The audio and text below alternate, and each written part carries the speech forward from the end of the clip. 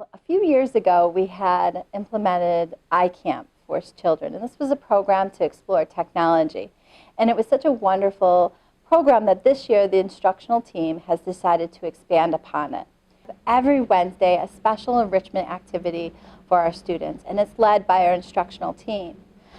One Wednesday it's iCamp. The following Wednesday it will be Art with Ms. Drea, where she'll explore different medias of art. The following Wednesday is with Mr. Haggerty, and he does a drumming circle. And during that time, he really focuses on self-regulation of emotions. And then the last Wednesday of the month, I'm able to do a snack and a story with the students.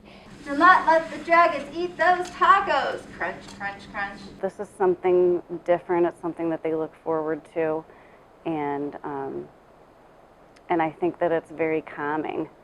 I know it's calming for me, and they respond really well to it.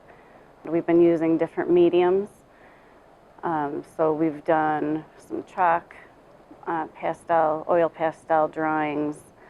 We've done things with marker, and now we're using paint. And at the end, what the plan is that we're going to have a virtual art show so that the kids and the parents can participate in it and see what we've done. We've got a lot of really great stuff.